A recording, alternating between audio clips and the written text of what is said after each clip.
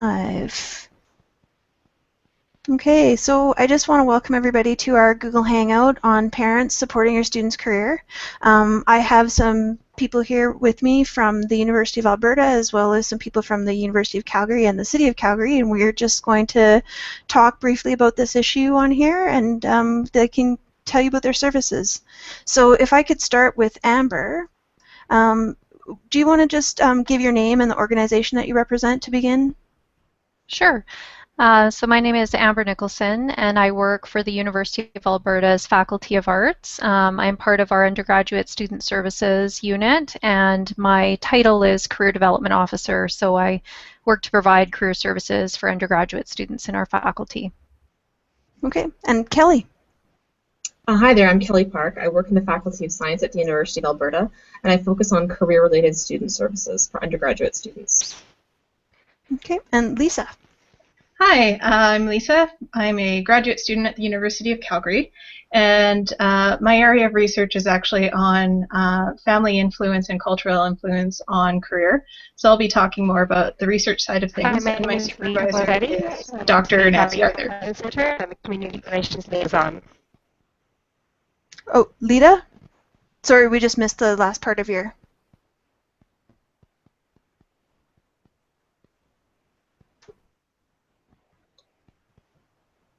Okay. Yes? Sorry, there just must be a little bit of a delay with you. Yeah. Sure. Yeah. My name's Leita, and I'm a community City Calgary Employment Center. Okay.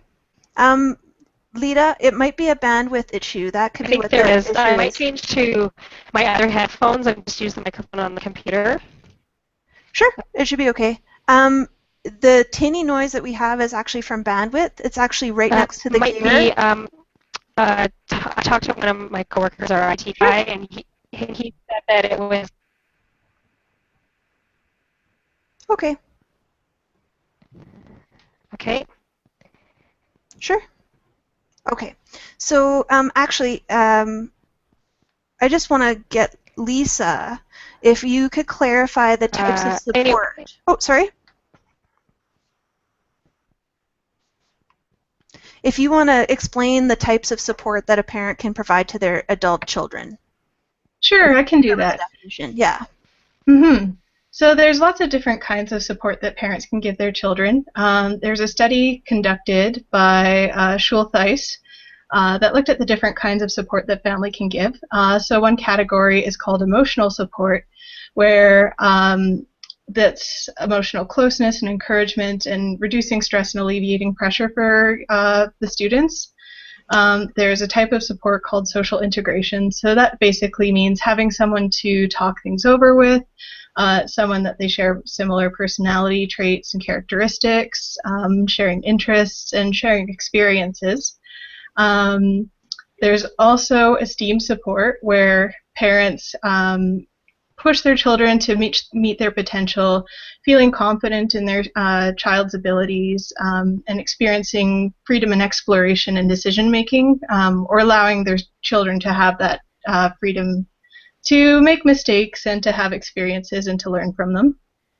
There's also information support, where parents and family members give their children actual information about different types of careers or different types of academic pursuits, advice on career.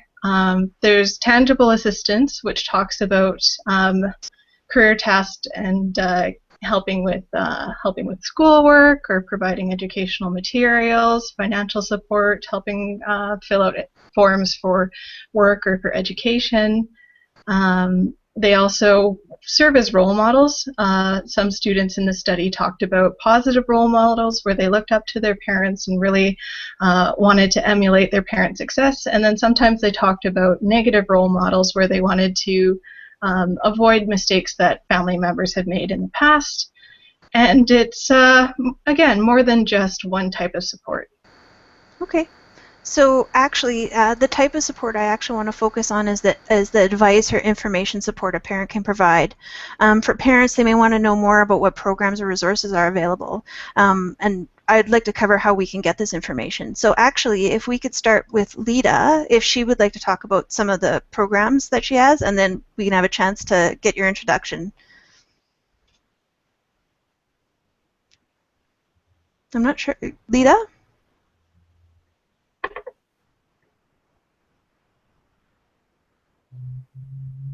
Okay, so actually, maybe I'll just go over to Amber. Do you just want to explain like some of the services that you provide? It doesn't necessarily have to be specifically for parents, but what services do you offer for students?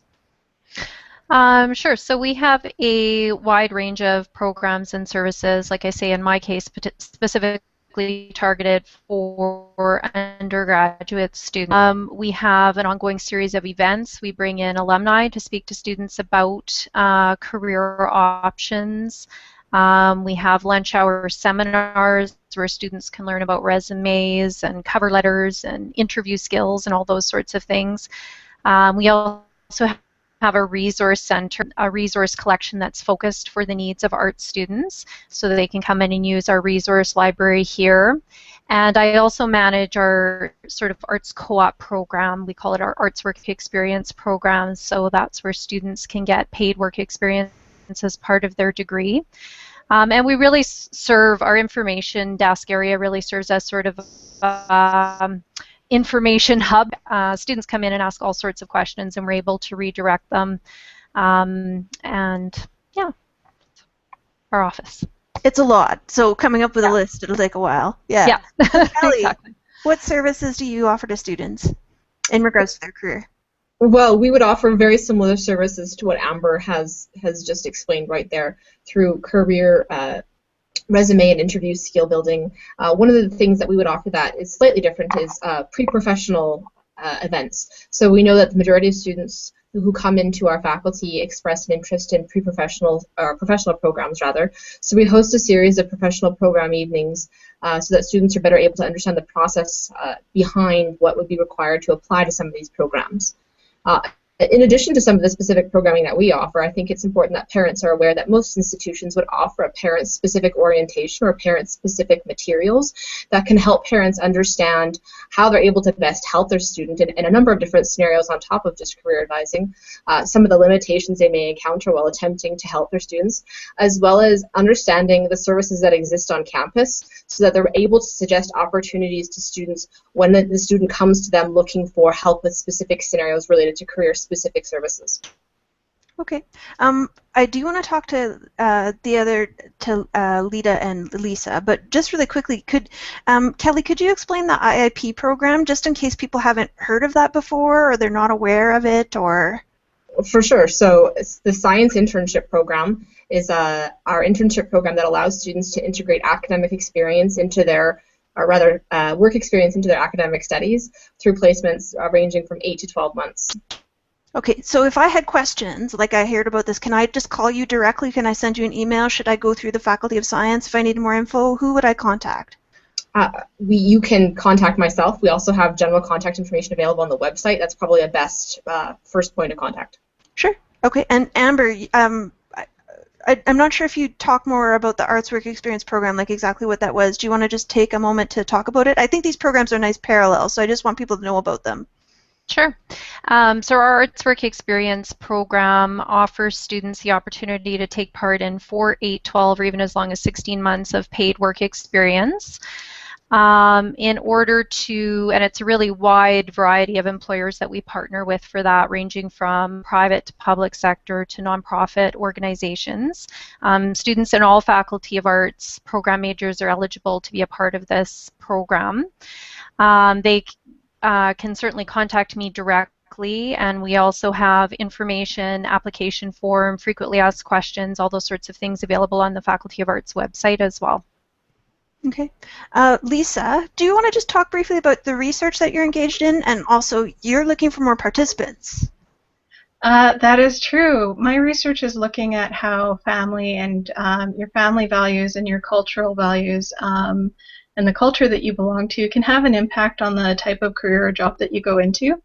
So I'm looking at Canadian-born and foreign-born students here at the University of Calgary, and seeing how their family influence and their cultural influence can have an impact on the type of career that they go into.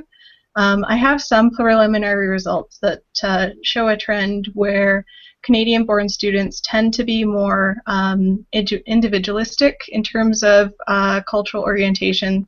So that means more focused on autonomy and being independent and sort of North American traditional values. Whereas international students or foreign-born students tend to show more collectivist values and a stronger family influence, but both groups show about the same amount of career decidedness in that they all feel pretty confident about the career they're going into. Okay, so what we should tell parents is that people in Canada are actually looking at this topic, and there's places to go to get information and resources is what we want. Yeah, absolutely, and there's a lot of really good research being done in the area. My supervisor, Dr. Nancy Arthur, she does a lot of work and research on international students, so there's that aspect to it as well. And another really good researcher that I found in my literature review is Dr. Donna Schultheis, and her study in particular, looking at the different types of support that families can offer, the one that I was talking about earlier, is a really good source of information for families and parents or students who might be wanting to know a little bit more. Okay. Leita, I'm wondering if you... Leita, your microphone is currently muted. That's why you might be able to hear us, but we couldn't hear you if you talked. It's up in there's a menu at the top of the Google Hangout where you'll see a little gear, and if you click on that, it will ask where you want to get your audio from.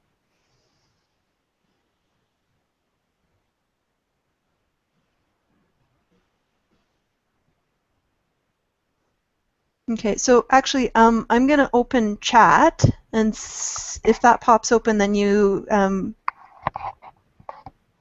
get information from there. You might see that I just logged into chat. So, okay. I'm going to help Leita with their technical problems on chat, but I just want to talk briefly about that we've all heard about the term helicopter parent, and it's not used in a good way. And some parents may fear they're offering too much support to their adult children, but there's some services we think parents could take part in. Do you have some examples that you want to talk about for people who would be on the call? I can talk about some specific examples that I'm aware of at the U of A. I don't know that they fall specifically under career services, but we frequently have parents participate or join their student in open house events. So that's an event particularly targeted at high school or prospective students. And it's quite common for parents to accompany students to that event. We also have a campus visit program, and particularly I think for students who are coming from outside of the Edmonton area and may be unfamiliar with the city, the campus quite often. In fact, just earlier this afternoon I ran into one at our information desk who was doing a campus visit. So that's also I think a nice way, I guess, for parents to become a little familiar as well with the environment that their student's going to be studying in for the next 4+ years. Okay. Kelly, is there any services you want that you want parents to be aware of? Well, in addition, we offer, through CAPS, career shadowing opportunities.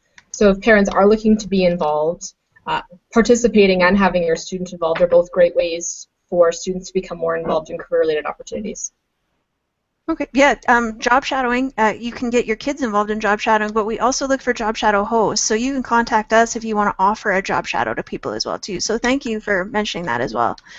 I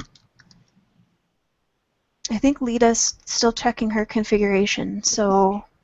I can talk a little bit about some of the tours that are available at the University of Calgary. Most of my experience has been on the graduate student end of things, being a graduate student myself, but the University of Calgary does offer parents and family orientation that they can come to with their students, and I believe there's one coming up for the fall term, the new fall term, and then there's also the opportunity for parents to go on a guided tour with a student ambassador. or they can check out the campus map, and that's available online, and get familiarized with the campus that way. And there is a service offered by Student Enrollment Services for parents and family, and it's an e-listserv where parents can connect with other parents and ask questions and get in contact with the university about a little more about the university itself and what their students might be going through. Okay. Yeah, thank you. Leita, did you want to try again? Can you hear me? Yes, we can. Yay! Okay, so I'm just going to go with these headphones and the microphone on the computer instead of the headset. No, we can hear you perfectly. Did you want to give your introduction first, and then we can talk about some of that? Yeah, it's okay. Sure, yeah. Sure. My name is Leita Blasetti, and I work at the City Calgary Youth Employment Center. I'm a community relations liaison, and at the Youth Employment Center, we work with youth age 15 to 24, and we help them with their career planning and their job search. Yeah. And parents can definitely be part of the equation. Okay. No, that's very helpful. So, yeah, I just also want to mention anybody who's watching, you should have noticed by now that there's 3 of us from the University of Alberta and 2 of us from Calgary. We just want people to be aware that there's lots of services available for parents, and I think we've touched on a lot of them, like from orientation events to campus visits, that you can come into our centers and come in to talk to us. You shouldn't feel that there's like an obstacle, and Lisa's also highlighted some others which are a little bit more low touch, where, you know, you can sign up for an email list, you can just check on the website. A lot of places have an orientation guide, which is what Amber had mentioned, that there is an orientation guide for parents.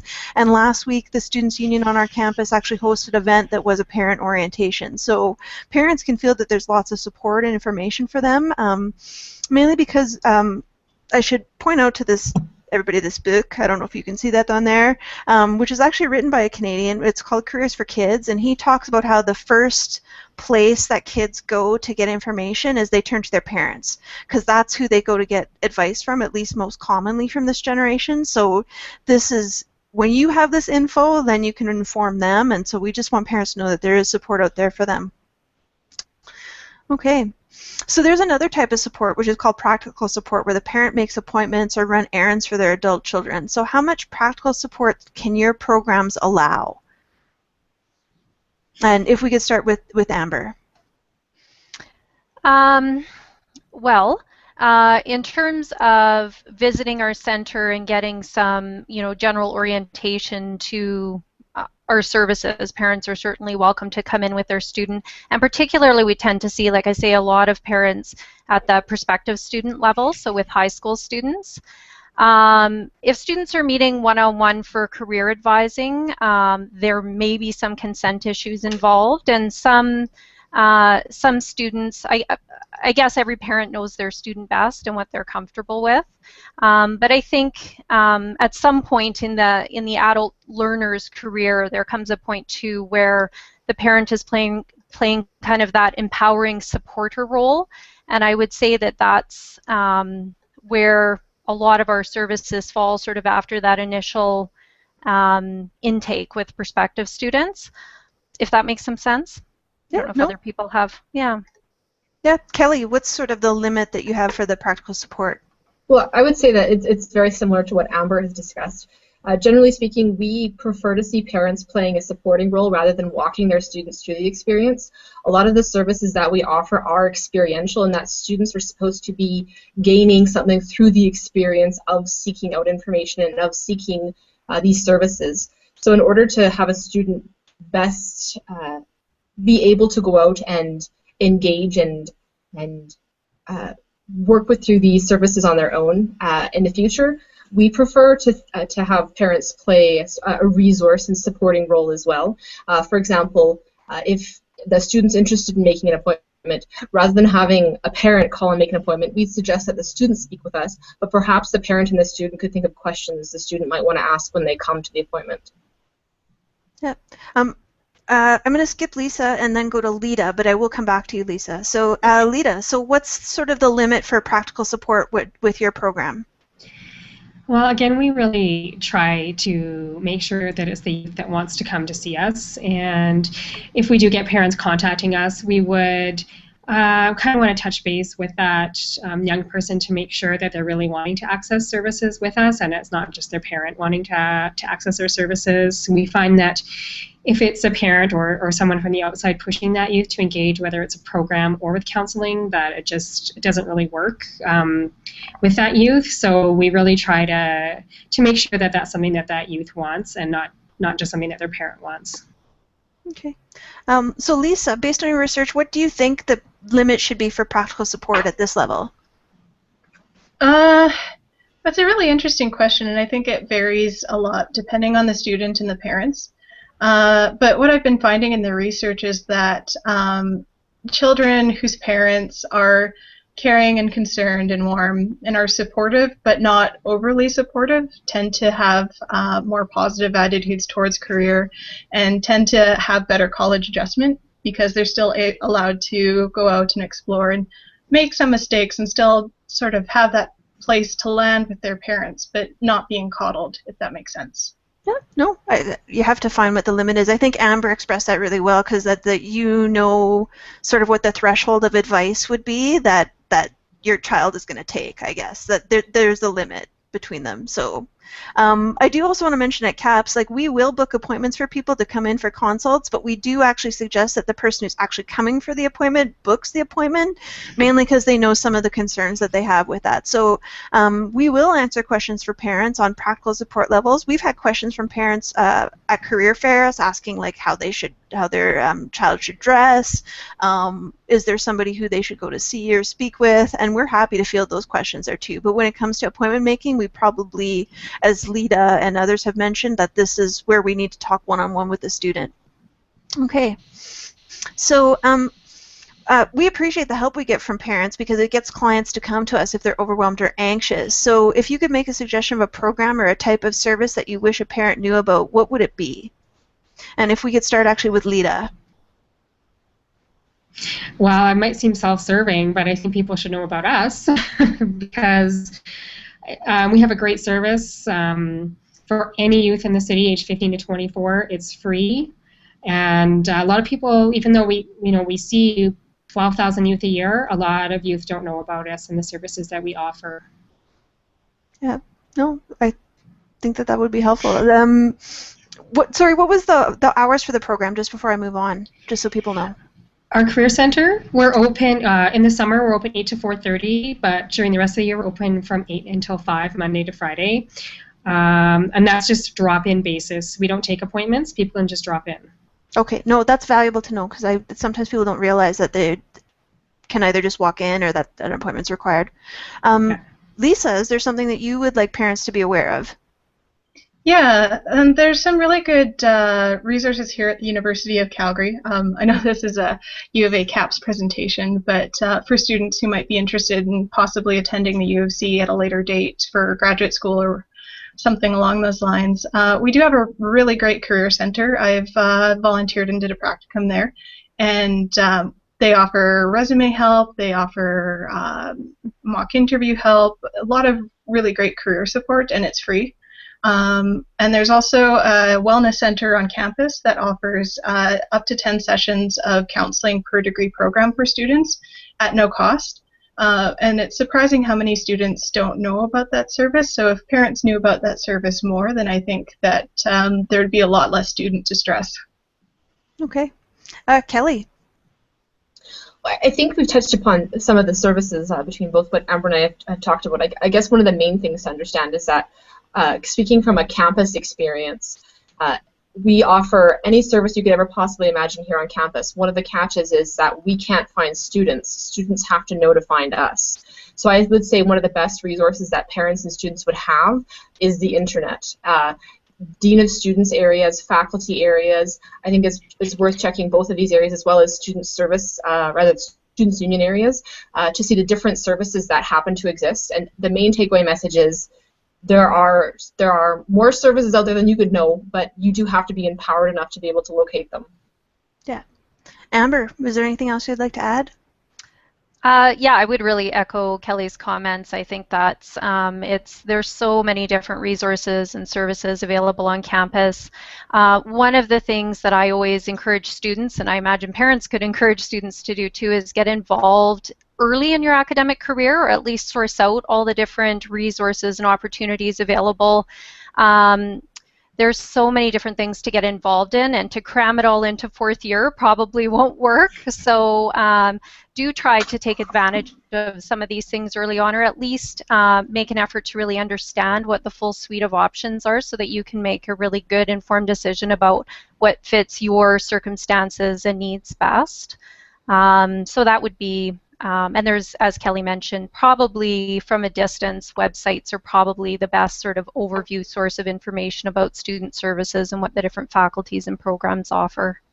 Okay, and I just actually want to mention for other people as well too, is that if we don't offer it, we will look for you to figure out where you can go to get it on campus. And I'm sure that that's true also with the City of Calgary, that we make referrals all the time for services that we don't offer, that you feel that your student could use. So for example, we actually only have one career test in our office at CAPS, but we can make referrals to other organizations on campus that can do career testing services. And we actually just had a hangout with some of the people who offer that service. So if it doesn't seem like we're the ones, we'll figure out who it is for you. And I think everybody who's here can talk about that we could make a referral for you within the community. Actually, Leita, do you guys make referrals to outside? So if someone comes into your Calgary Centre but they're in Airdrie, or they were in Drumheller, would you be able to make a referral for them there? Absolutely. We would recommend people that from out of town to go and get services in their area. And so we would just connect them with whoever is a service provider there. And that goes for employers as well. Sometimes we get employers that are opening up a store in Airdrie or something, and we'll just refer them to the service provider for that area. Okay. I also want to mention too that we might have some viewers from Camrose, which is our Augustana campus, and we can actually help you with connections in that area as well too. If it's even doing a distance consult with Edmonton or finding out who the provider would be in that area, we can help you out with that. And any of the programs that we've mentioned with Kelly and with Amber, that they can help you out with those as well too. So to wrap up, is there anything you want to add about this topic or something that's come out of the discussion? And if we could start actually this time with Amber. I mean, I think it's great that parents are there as that sort of empowering source of support for their student. And I guess just kind of understanding too that for everyone, university, especially early in your university career, is a time of transition for students. So I think it's wonderful that that parents are eager to support their students. We certainly don't want to discourage that in any way. We think it's a positive thing. So just to reiterate that. Yeah, Kelly. Well, once again, I think Amber's comment on university and the point of transition is important. Also, the many different elements and levels of stress that are coming at students perhaps from different directions, and to keep that in mind when it comes to sort of career-related activities, and that if a student isn't sure what they're going to be, what their ultimate career will be at the start of their fourth year of university, that really still is okay. And lastly, take advantage of the services and resources that we provide. They're there for a reason, and we'd absolutely love to have more students come take advantage of them. Okay. Lisa? Just sort of echoing what everyone else has already been saying, that it's really great that parents are so supportive, and what we see a lot in the research is that parents and families are a really strong positive force for students, and that even something as simple as just being available and being accepting for your student, whatever troubles they might be going through, because college is a very stressful time, especially as a first-time student. So being able to provide even just emotional support can really go a long way. Okay. Leita? I think I would just echo a lot of similar comment that there's a lot of services that are there for young people that are free for them to use, and they should really take advantage of it while they have the chance. Because if they decide that they're not really liking where they are in another 10 or 15 years, then it can cost quite a bit out of pocket for them to kind of get that counseling that they could have accessed when they were younger. Again, I don't think people need to worry about the ultimate career in their 4th year, but they need to leave their options open to kind of travel whatever path comes their way. Okay. Yeah, I agree with all of what you suggested. I also want to mention, too, is that we do encourage that people take a taste test. So you can get started early, and you might think, oh, I want to be a doctor. Well, we would come up with suggestions for you that you can go and try this out to see if the work environment will work for you, and you can try these things out. So it is okay to wait for 4th year, but it is also okay to think that your summer job might not be a perfect match, but actually trying it will give you a chance to test that out. So encouraging people to try different things is good, as opposed to making the commitment to one type of career. But if they know exactly what they want to do, we will help you. I think everybody here will help the people who know where they want to go and how to get started and move forward. Okay, so just how can the viewers get in touch with you if they have more questions? And if we could start with Leita for this one. You can reach me at the City Calgary Youth Employment Center. Our website is nextsteps.org, and you can find my contact information on the contact page. Okay. Lisa, I don't know if you're ready to have people call you at home for more information, but what is there things you'd like to recommend to them? Definitely. Yeah, seeing as I'm still a student, I wouldn't quite call myself an expert quite yet, working on it, but there's a lot of really great resources at the University of Calgary, ucalgary.ca, and there's also, I'd also recommend alice.alberta.ca. That's a really great career resource, not only for students, but for parents as well, if they're interested in checking that out. And if they're interested in getting the references from some of the studies that I've talked about today, they can email me at lmgust@ucalgary.ca. Okay, thank you. And Kelly? Through the Faculty of Science website, there under Student Services, there's a section on science careers, as well ccis.careers@ualberta.ca. That's ccis.careers@ualberta.ca. Either way would work. I should mention, you guys have a beautiful building that's actually might be new to some of the people who are watching who are U of A alumni, so they should come down and take a look at it during like alumni weekend and stuff like that if they wanted to do a scouting venture. Amber, yeah, no, I think it would be great that you can go and check that out there. There's usually special events there as well too, so I would recommend that parents, if you haven't been on campus for a while, you should come and check out the CSIS building for sure. Amber? Yeah, and you can always take a memory walk, walk down memory lane down Hub Mall where I work. So it's been here a very long time. But anyways, yeah. So the Faculty of Arts website has a careers section, so it's just arts.ualberta.ca. People are more than welcome to email me directly, so it's just amber.nicholson@ualberta.ca. And or you can also send your students to talk to us directly. We have there's 3 different CAPS locations on campus, over in the CCIS building where Kelly is, in Hub Mall where I am, and the main center, which is over on the 2nd floor of the Students' Union building. So. Okay. I had the book that I mentioned earlier, The Careers for Kids, which is by Robert Shuchuk. You can actually just Google that if you're interested in that book. It's a really great overview. I actually think that if it's been a while since you thought about career issues, even for yourself, that this would probably be a really good book to give you like a good summary about that, even if you didn't plan to like spring the information on your kids later about that.